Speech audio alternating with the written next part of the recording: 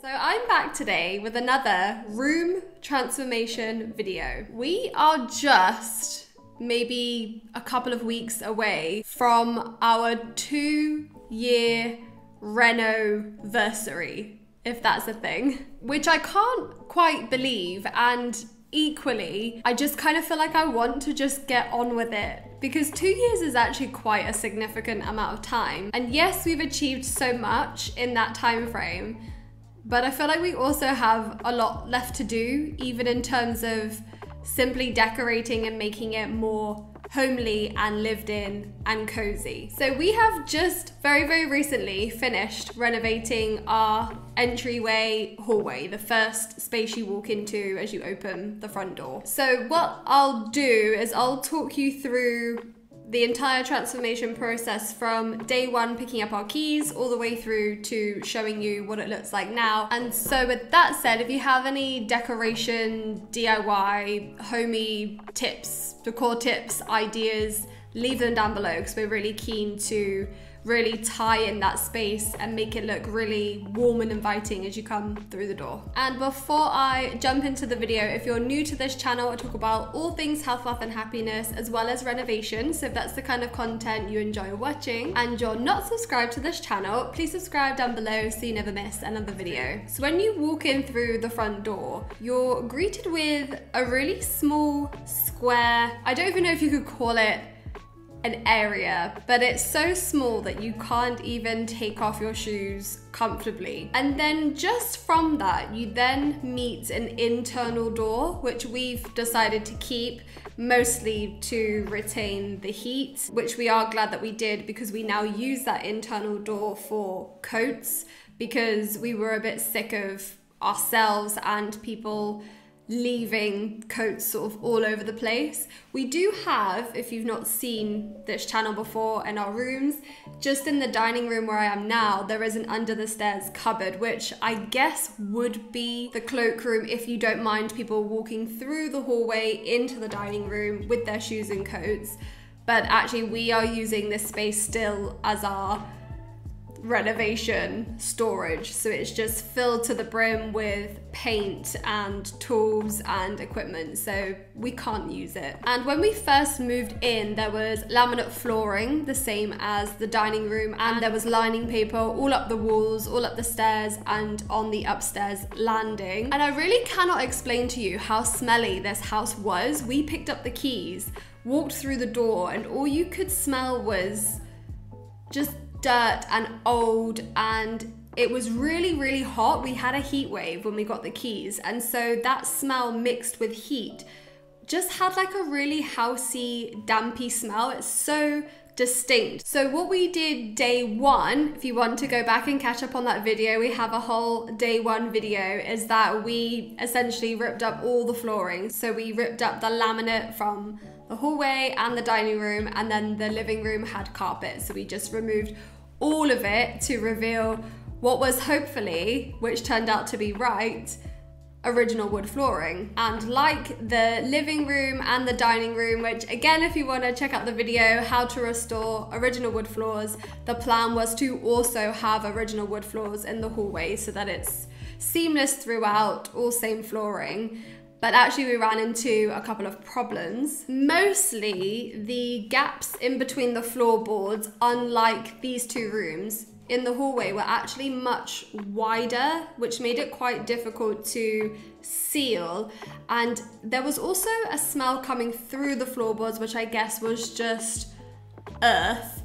And it didn't look as nice as I imagined. And I think possibly because the hallway doesn't have those other features that make exposed flooring look good, like furniture, like brick, like a fireplace, things like that. So it just looked, it just looked like an abandoned house, which wasn't the look that we were going for. And so because of that, what we decided in the end, which actually was a much better idea anyway, was that we were going to put in Victorian tiles, which again, we have another video on that tiling process if you want to check out the video. And up until that point, we had spent the first year with completely exposed wood splinter hallway flooring, which was actually really horrible on top of the horrible walls.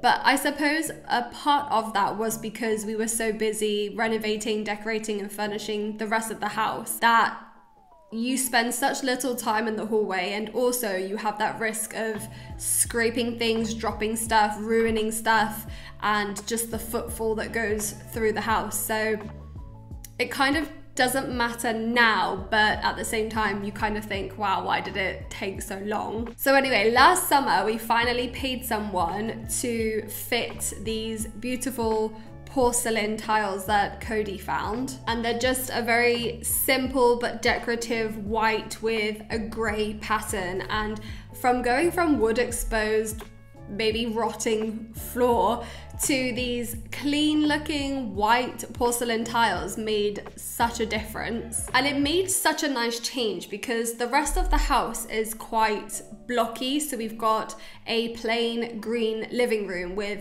wood floor. In the dining room, we've got blue blocky paint with a wood floor. And so having that pattern and difference in texture just made it look so much better, and just essentially a really nice change. But actually also on top of that, this is really unique to a period property that you just can't get in a new build. And again, I have another video here where I talk about renovation mistakes that people make. One of them being that people don't accentuate these unique features of a home, which is what we actually have now achieved by putting in what is unique to a period property as opposed to any property. And while it's obviously not original, it's definitely something that makes this home really attractive and something different as you walk through the door. So when we first moved in, we thought that the walls had white wallpaper on, which we tried to remove without success. We then learned that it was actually lining paper, not wallpaper, something that you shouldn't remove.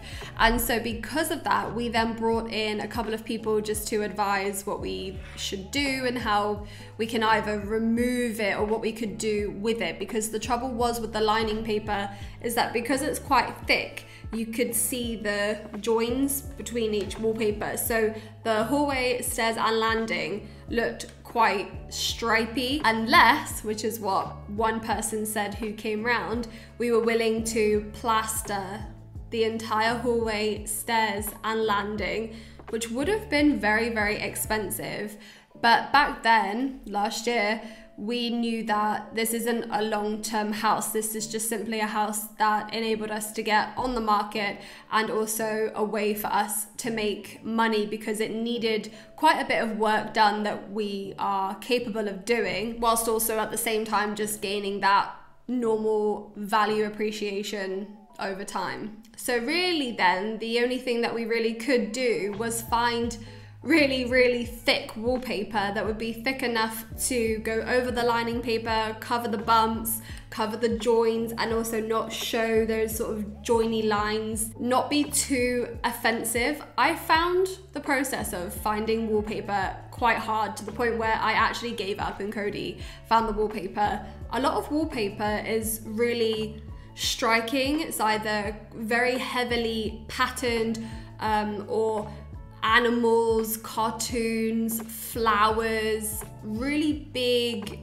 almost for a feature wall. Cody ended up finding a beigey, lightly patterned, textured wallpaper from Dunelm, which actually, I'm just looking at it now, looks so nice and cozy and brings a bit of warmth. As I said, we've got quite blocky, bold colors downstairs, green in the living room, and this very dark blue, Hague blue from Farrow & Ball. So, and also again, going back to how blocky the paint is and actually how cold paint does look on the wall, actually having that texture and just something different to paint like the tiles actually again ties it in really nicely and makes it a little bit different as opposed to the rest of the house, which is just at this stage purely paint. And so Dad and Cody worked together to wallpaper this hallway, which looks so much better, so much more lived in. So what I'll do now is I will remind you what the space looked like on day one and throughout living here,